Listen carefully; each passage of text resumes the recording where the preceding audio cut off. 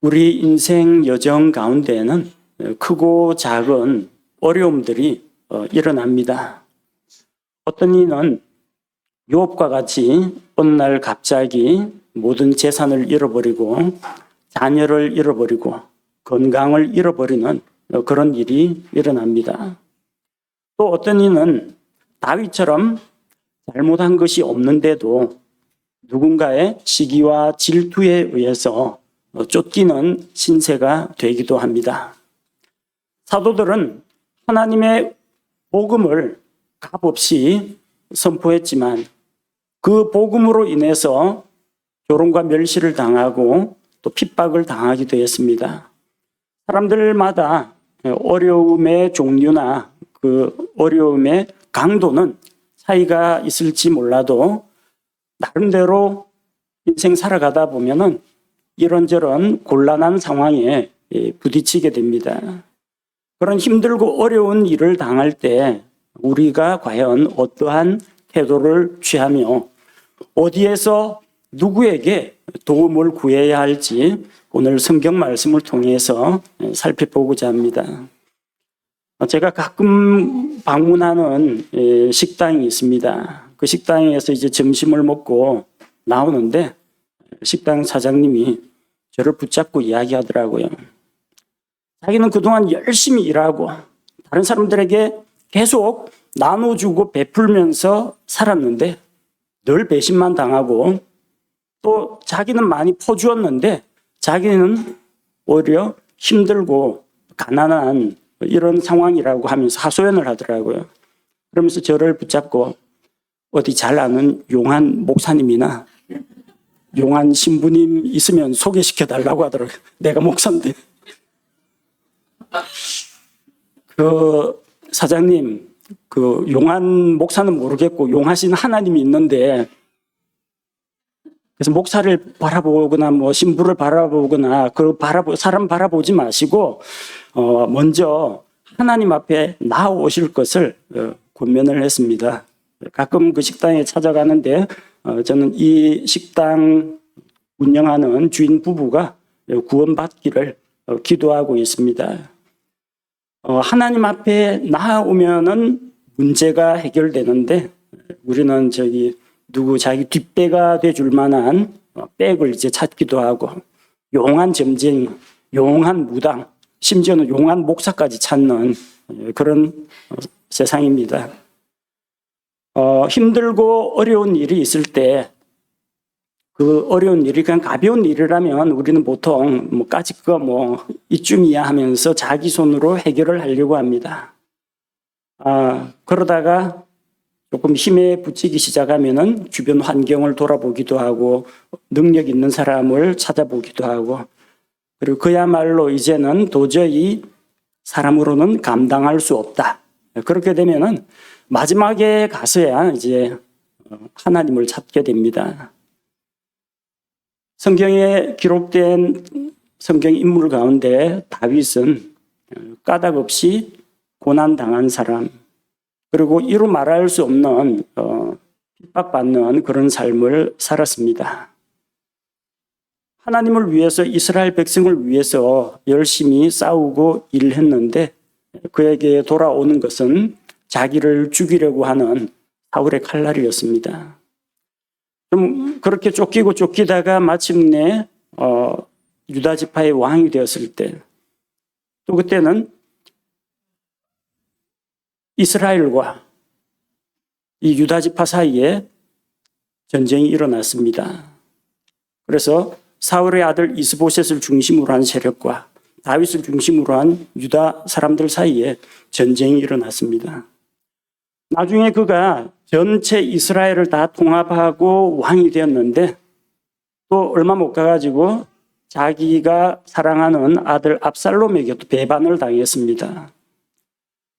참 수많은 전쟁을 거쳐왔고 많은 고난과 어려움을 겪었던 인물이 다윗입니다. 그런데 다윗은 그렇게 쫓기는 생활 또 고난당하는 삶을 살면서 어떻게 그 모든 것을 극복했는지 성경 말씀을 통해서 우리가 살펴보고 힘들고 어려울 때 도움을 베푸시는 하나님을 바라보고자 합니다. 우리가 지난달에 다윗에 대해서 살펴볼 때 다윗의 아내 미갈 이야기를 했습니다. 사울이 다윗을 죽이려고 하는데 미갈이 아버지 편을 들지 않고 자기 남편의 편에 서서 남편을 탈출시켰습니다. 이제는 다윗이 왕궁에 있지 못하고 집에 있지 못하고 군대 가운데 있지도 못하고 도망치는 신세가 되었습니다. 자, 사울이 자기를 잡아 죽이려고 하는데 다윗이 도망가면서 과연 어디로 피했고 어디에서 도움을 구했는지 오늘 본문 말씀에 기록되어 있습니다. 자, 첫 번째로 다윗은 고난당할 때 하나님을 찾았습니다. 고난당할 때는 하나님께로 피해야 합니다. 다윗은 자기의 친구 사울의 아들 요나단이 제보해주는 말을 듣고 사울이 확실히 정말로 자기를 죽이려고 한다는 것을 알게 되었습니다. 그래서 다윗은 요나단과 작별을 하고 자기 길로 갔습니다. 이제 갈 곳이 어디 있습니까? 집으로는 돌아가질 못합니다. 왕궁 근처에도 가지를 못합니다. 고향 땅 베들레헴에도 아마 군사들이 깔렸을 수도 있습니다. 갈 곳이 없어요. 다윗은 이런 곤경에 처했을 때 사람들에게 손을 벌리지 않았습니다. 그는 자기 자신에 대해서 해명하기 위해서 사울 왕을 만나러 가지 않았습니다. 아마 만나러 갔다면 붙잡혀서 죽었을 겁니다. 그는 자기 가족들이 있는 고향 베들레헴을 찾아가서 가족들에게 하소연하지 않았습니다. 잘못하면 가족들에게도 화가 미칠 수가 있습니다. 가족들을 인질로 붙잡고 다윗을 잡으려고 할 수도 있습니다. 다윗은 이스라엘 군대를 통솔하는 장군이었습니다. 그러면 그동안에 사귀어놨던 사람들과 또 자기 밑에 부하들도 있을 겁니다. 그들 중에는 유력한 군대 간부들도 있을 겁니다. 힘들고 어려울 때 그동안 자기가 베풀었던 것을 생각해서 그들의 온정을 기대할 수도 있습니다. 그런데 자기 아는 사람을 찾아가지 않았습니다. 그동안 은혜를 베풀고 도움을 주었던 사람들에게 이제는 당신이 나를 도와줄 차례다. 그러면서 그 사람들에게 손을 벌리지 않았다는 겁니다. 오늘 본문의 1절 말씀을 보니까 다윗은 노브로 갔습니다. 1절에 그때 다윗이 노브에 가서, 자, 노브는 도시 이름입니다. 당시 노브는 사람들 사이에서 제사장들의 도시라고 불렸습니다. 사무엘기상 22장 19절 말씀해 보니까 제사장들의 도시 노브를 칼날로 치되 이런 말씀이 나옵니다. 왜냐하면 실로에 있던 하나님의 성막이 이 당시에는 노브로 옮겨졌기 때문입니다. 하나님의 성막이 있는 노브, 하나님의 영광이 임재하는 곳입니다. 사울에게 쫓기는 와중에서 다윗이 제일 먼저 떠올린 것은 내가 하나님께로 피하리라. 그래서 하나님의 장막이 있는 노브로 피신을 했습니다. 사람들은 자기 혼자 해결하기 어려운 일을 만나게 되면 도움을 주는 곳을 찾아봅니다. 도움을 줄 수 있는 유력 인사들을 만나고 자기하고 가장 친한 친구들을 찾아가서 의논합니다. 혹은 어떤 초자연적인 능력을 기대하고 용한 무당이나 점쟁이를 찾아가서 자기 앞날에 대해서 물어봅니다. 그런데 사람들은 이런 어려운 일을 당했을 때 정말 우리에게 힘과 도움이 되시는 하나님을 찾지는 않는다는 겁니다. 다윗이 사울에게 생명의 위협을 당하면서 쫓기고 있을 때 그는 제일 먼저 하나님의 성소를 찾아갔습니다. 우리는 어려울 때 어디로 피하겠습니까? 어디로 피해야겠습니까? 지하 대피소에 피하시겠습니까? 그런다고 걱정 근심이 사라지겠습니까? 유명한 재력가에게 권세를 잡은 높은 벼슬을 하는 관직에 있는 친척을 찾아가겠습니까? 근데 그걸로 해결할 수 없는 일들이 있습니다. 돈이나 권력으로도 해결 안 되는 문제들이 있습니다. 해결할 수 없는 문제들 앞에서는 그것을 해결하실 수 있는 하나님을 찾아가야 합니다. 어려움을 당할 때 하나님께 예배드리러 나아오십시오. 어려운 일을 당할 때 하나님께 기도하러 기도의 처소로 나아가시기 바랍니다. 시편 46편 1절 말씀을 보니까 하나님은 우리의 피난처시요 힘이시니 참으로 고난 중에 즉시 만날 도움이시라. 우리의 고난 가운데 하나님은 피난처가 되시고 힘이 되시고 우리에게 도움이 되신다고 약속하셨습니다. 둘째로 고난 당할 때 영적 지도자를 만나야 합니다. 다윗은 어려운 일을 당할 때 하나님의 제사장 아히멜렉을 만났습니다. 하나님의 성막이 있는 그 노비라는 제사장들의 도시에는 제사장들과 레위 사람들이 있었습니다. 그들은 하나님의 성소를 관리하고 하나님께 희생 헌물을 드렸습니다.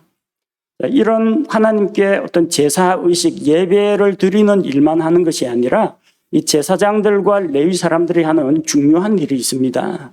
그것은 바로 하나님의 말씀을 사람들에게 가르치고 하나님의 길과 주의 진리를 그들에게 제시한다는 겁니다. 역대기하 17장 9절 말씀을 보니까 그들이 유다에서 가르치며 주의 율법책을 가지고 유다의 모든 도시로 두루 다니며 백성을 가르쳤더라. 여기 나오는 그들이 제사장들과 레위 사람들입니다. 그들은 당시 율법책, 오늘날 성경책을 가지고 유다의 각 도시로 다니면서 백성을 가르쳤습니다.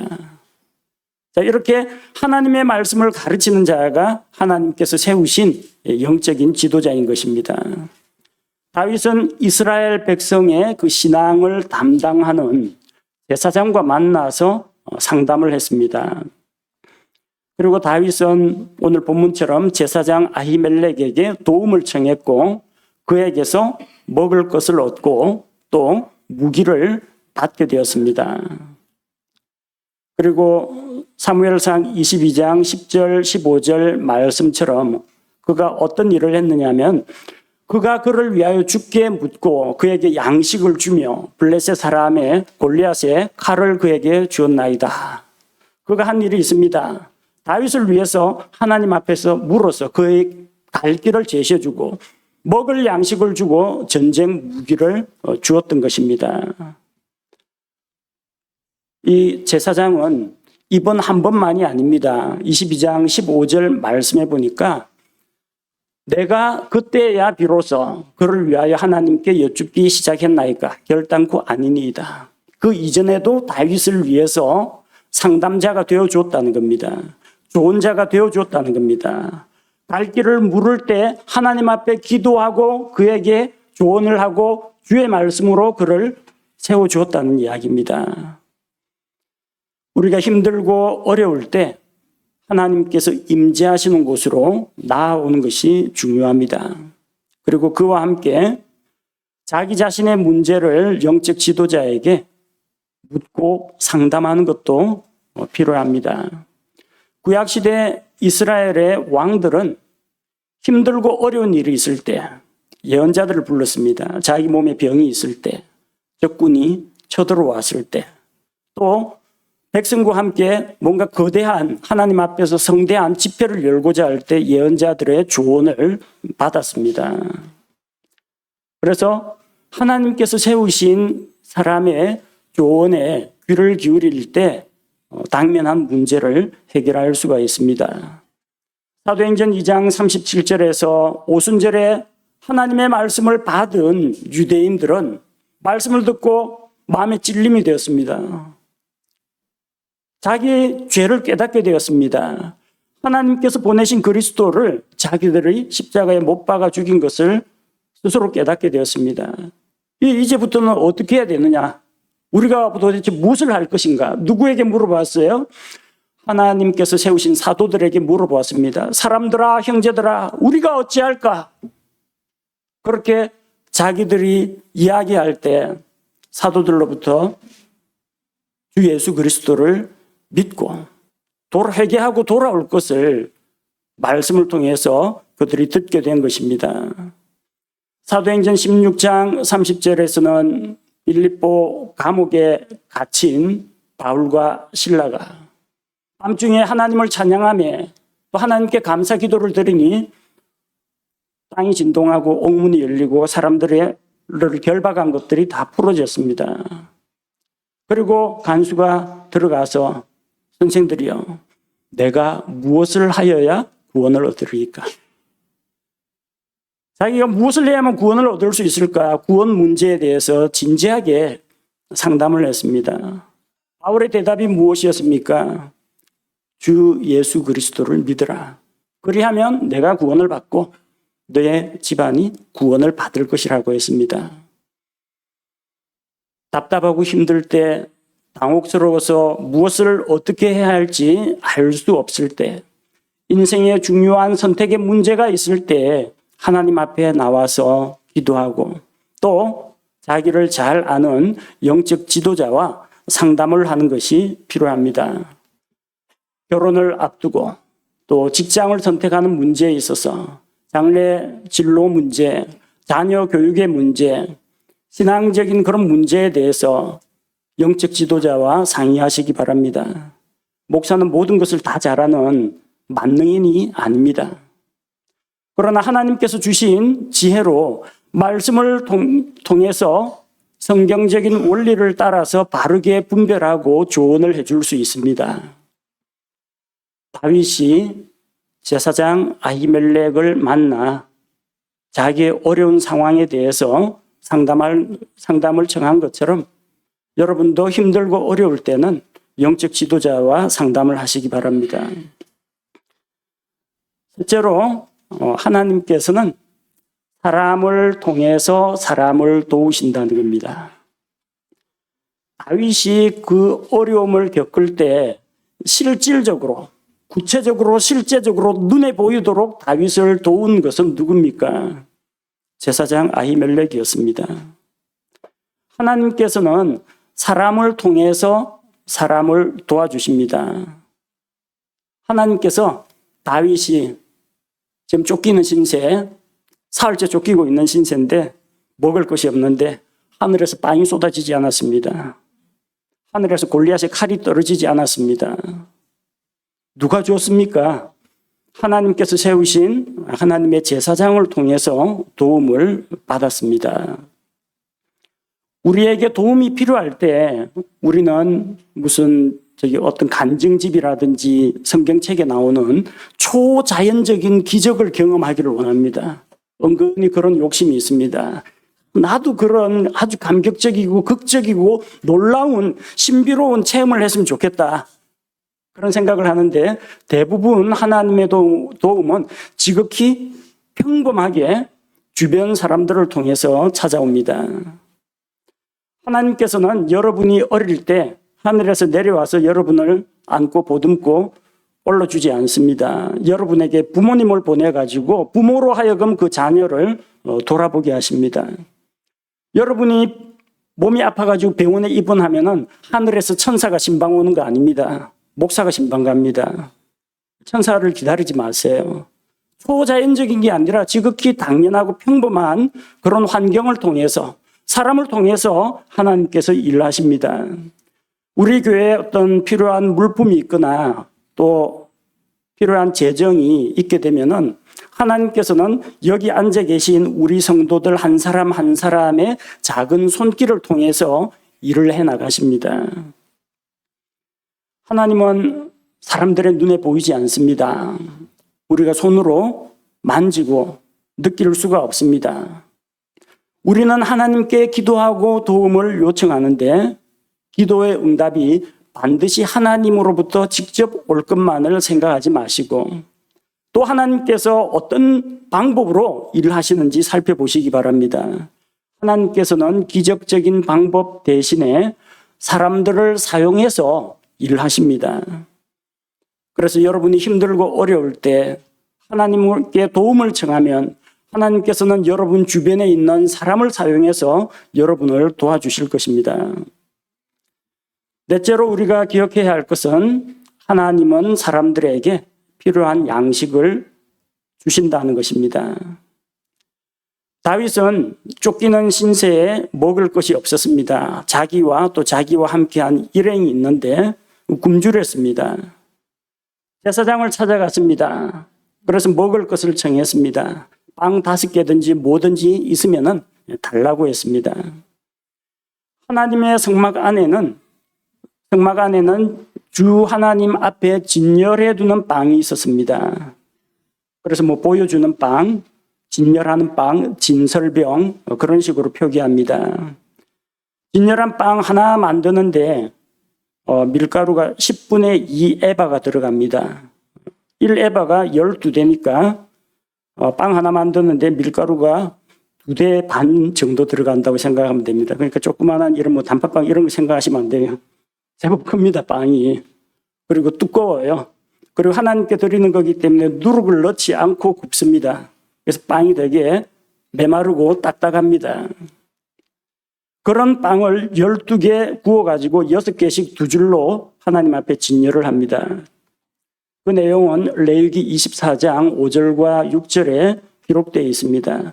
너는 고운 밀가루를 취하여 그것으로 납작한 빵 12개를 굽되 빵 하나에 10분의 2 에바를 쓰고 주 앞에 순수한 상 위에 한 줄에 6개씩 2줄로 그것들을 진열하라. 주 앞에는 항상 빵이 진열되어 있습니다.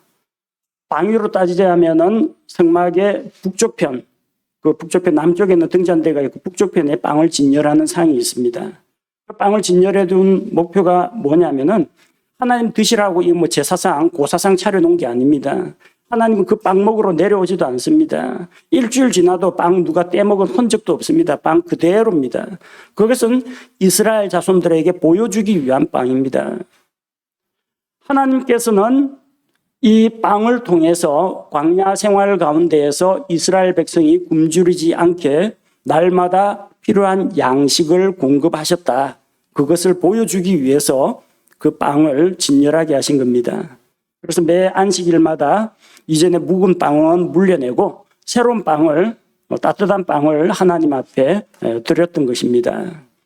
그래서 제사장은 빵을 가진 것이 없고 오직 성소 안에서 물려낸 그 묵은 빵은 있다고 했습니다.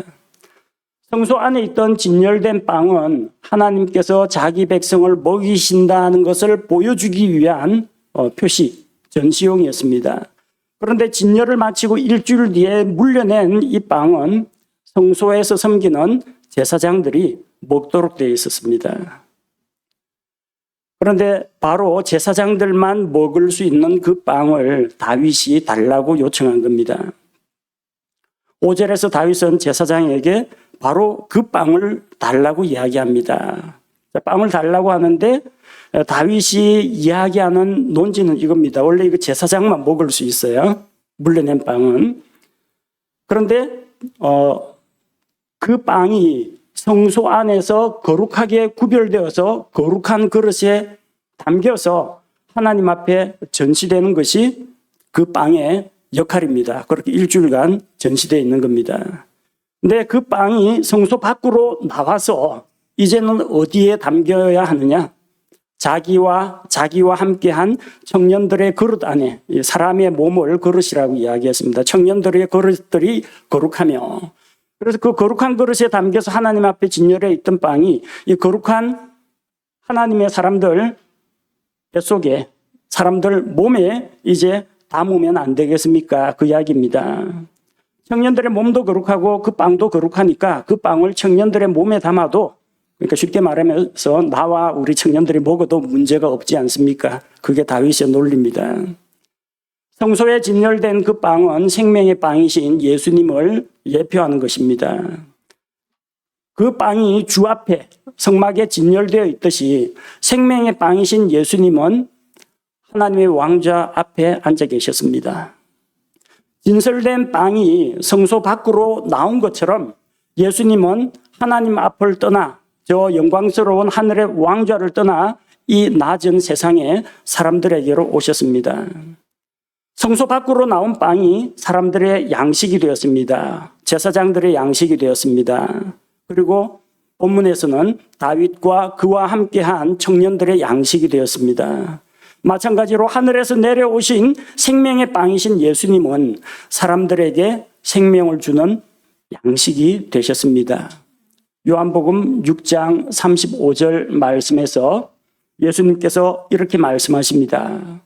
예수님께서 그들에게 이르시되 내가 곧 생명의 빵이니 내게 오는 자는 결코 줄이지 아니할 것이요 나를 믿는 자는 결코 목마르지 아니하리라. 하나님은 사람들에게 생명을 주십니다. 생명만 주시는 것이 아니라 그 생명을 건강하게 유지하면서 날마다 살아갈 수 있도록 우리에게 필요한 것들을 공급해 주시는 것입니다. 믿는 자들에게 하나님께서 예수 그리스도의 십자가 구속을 통해서 영원한 생명을 주셨습니다. 그러니까 우리에게는 영원한 생명이 있기 때문에 우리는 심판과 멸망의 형벌을 받지 않습니다. 우리는 영원히 하나님과 함께 거하게 될 것입니다. 영생은 우리가 죽고 난 다음에 천국 가서 받는 게 아닙니다. 지금 이미 영원한 생명을 가졌고 그 영원한 생명을 날마다 누려가야 합니다. 그래서 우리에게는 생명만 필요한 것이 아니라 이 생명의 연속선상에 있는 우리의 인생 여정 모두가 하나님 앞에서 하나님의 은혜로 살아나가는 것이 필요합니다. 여러분의 생명은 죽지 않습니다.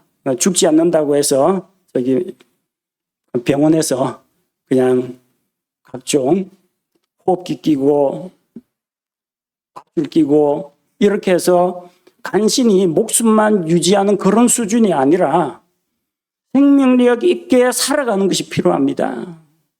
구원 받으셨죠? 그 구원은 빼앗기지 않습니다. 영원한 생명을 받으셨죠? 그 영원한 생명은 잃어버리지 않습니다. 그러나 여러분의 그 생명이 삶 가운데에서 하나님께서 주시는 그 삶을 맛보고 누리려면 영적인 양식을 먹고 날마다 건강하게 살아가는 것이 필요합니다. 오늘날도 하나님께서 우리에게 생명의 양식을 주셨는데 일주일 동안 이것을 서재 탁자나 책꽂이에 진설병처럼 진설만 해놓고 먹지는 않고 진설만 해놓고 주일날 되면 먼지 탁탁 털어가지고 가지고 오는 이런 어리석음을 범해서는 안 됩니다. 이건 우리 보고 읽으라고 주신 것이지 이건 진설병 아니에요. 이거는 하나님 앞에 보여주는 빵이 아니고요. 우리가 봐야 되는 빵이에요. 보고 읽고 공부하고 선포해야 되는 그 말씀입니다. 성막 안에다 갖다 놓고 일주일 동안 진열해 놓고 그런 거 신약시대는 그렇게 하지 않습니다. 생명의 빵이신 예수 그리스도께서 오셔서 우리에게 생명을 주셨고 날마다 하나님의 말씀으로 우리에게 영적인 양식을 공급해 주십니다. 하나님은 우리에게 생명을 주시고 우리가 그 생명을 유지할 수 있도록 양식을 주시는 분입니다. 그래서 다윗도 자기에게 필요한 것을 공급하시는 하나님의 은혜로 도피 생활을 무사히 할 수 있었던 겁니다. 다섯 번째 우리가 생각해야 할 것은 율법보다 사람의 생명이 소중하다는 겁니다. 레위기의 율법에 의하면 하나님 앞에 진열했다가 물려낸 이 빵은 제사장들 외에는 먹으면 안 됩니다. 외부인에게 주는 것은 불법입니다. 예수님께서 바로 이것을 지적하셨습니다. 뭐라고 지적하셨냐? 다윗이 불법을 행했다는 겁니다. 누가복음 6장 4절에 예수님께서 이 사건을 되짚어서 말씀하셨습니다. 누가복음 6장 4절 그가 하나님의 집에 들어가 보여주는 빵 곧 오직 제사장들 외에는 먹으면 어떻게 해요? 율법에 어긋나는 빵을 집어먹고 또 자기와 함께한 자들에게도 주었느니라 하시고 그래서 예수님 취지가 뭐예요? 다윗은 천벌을 받아 죽어야 된다. 그런 결론이 아닙니다. 예수님 하신 말씀이 무엇입니까? 이 빵은 사람을 살리는 데 사용되어야 할 빵이라는 겁니다. 진열되어 있는 그것으로 목적을 다 이루는 것이 아니라 빵을 집어먹고 살아야 된다는 이야기입니다. 그런데 다윗이 한 것은 분명히 율법에 어긋나는, 외부인은 먹으면 율법에 어긋나는 빵이라고 했습니다. 자, 이 이야기가 왜 나왔느냐 하면요. 예수님과 제자들이 안식일에 이 길을 가시는데 길 옆에 이제 곡식밭이 있습니다. 예수님 제자들도 참 많이 힘들고 피곤하고 가난한 모양입니다. 예수님 따라다니면 뭐 잘 먹고 잘 살고 어디 뭐 부흥강사 초청받은 것처럼 얻어먹고 다니는 게 아니고요. 어떤 때는 먹고 어떤 때는 굶어야 됩니다.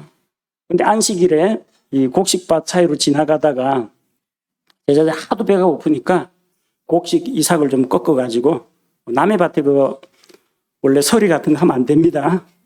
율법에 의하면 이건 낫을 가지고 자르면요. 바구니 담아가면 이것은 절도입니다.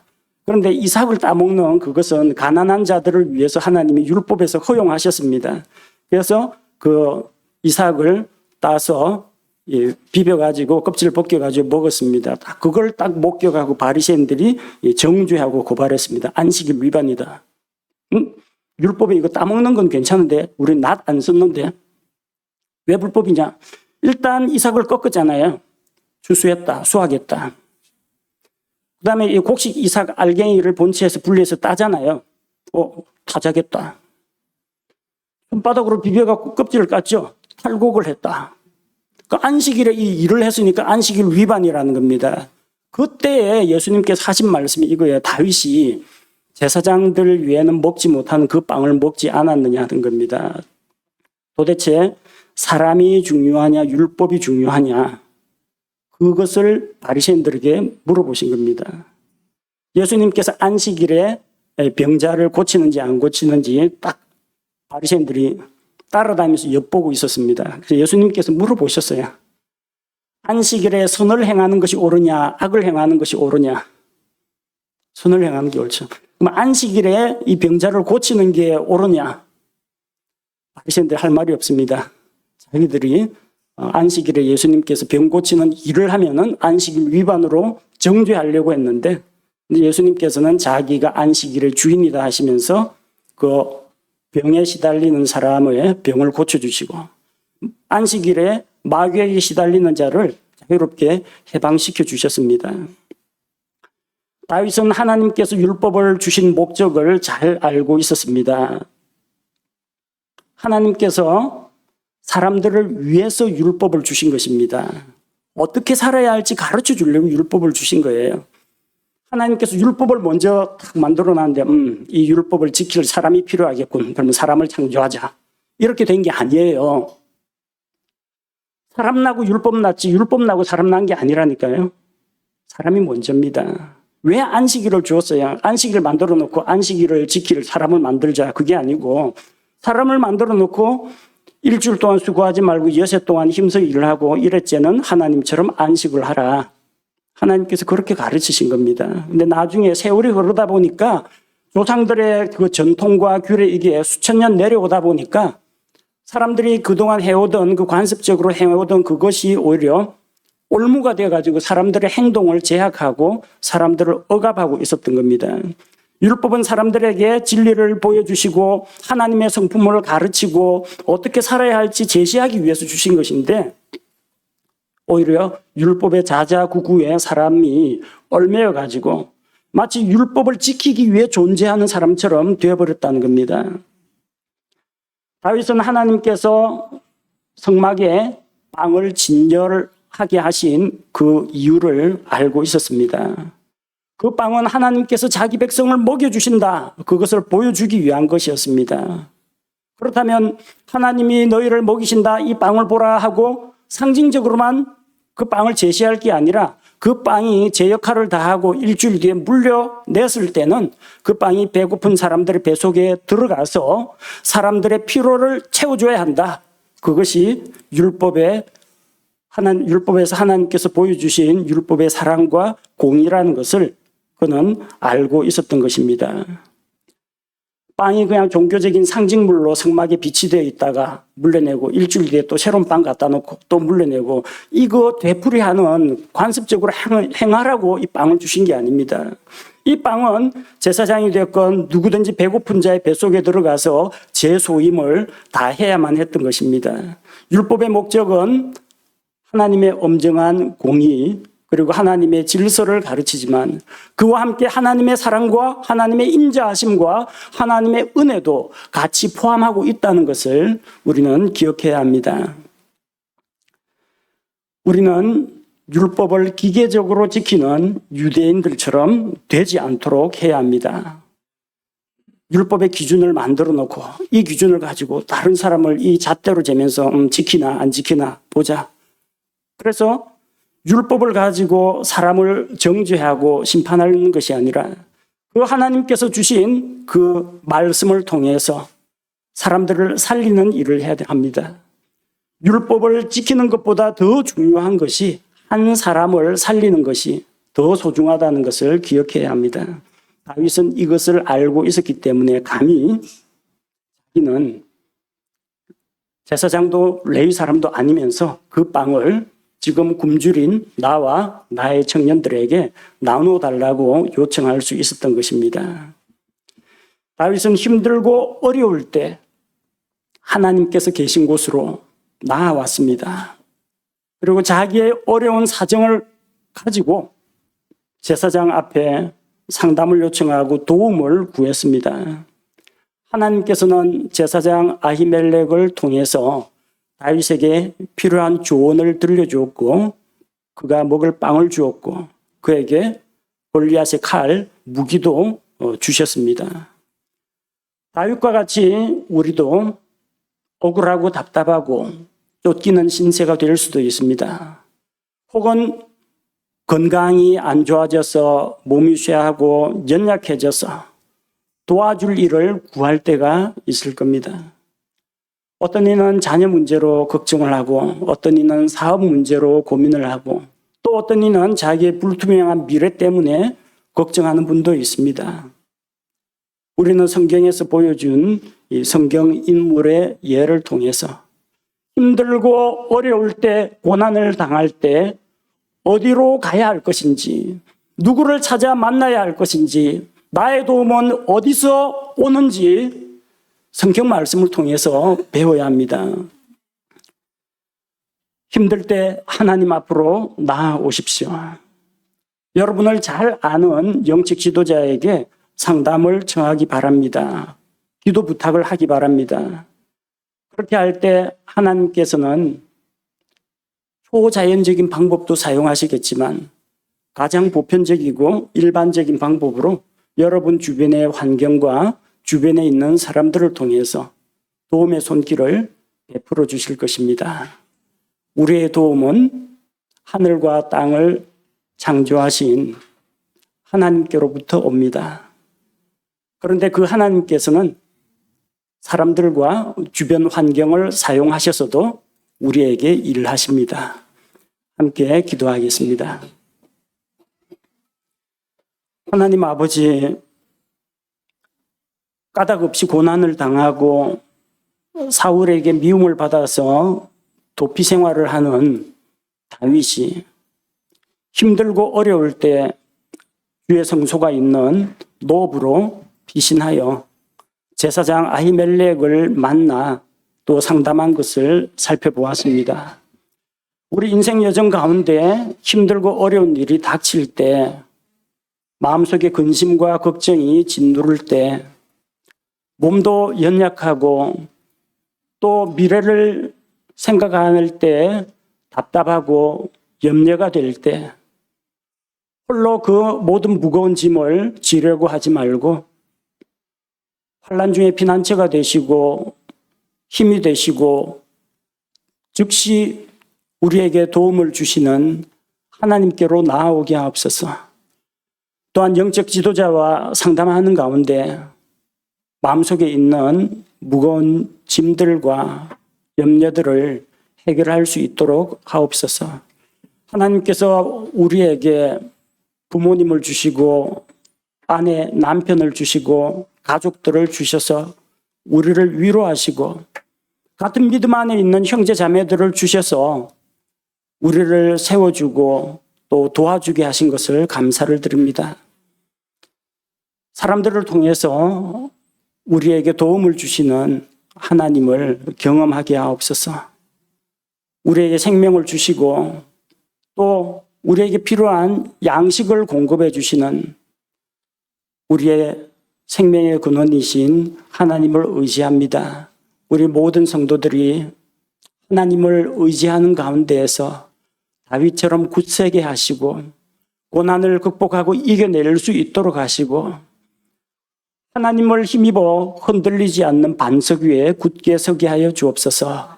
예수님의 이름으로 기도합니다. 아멘.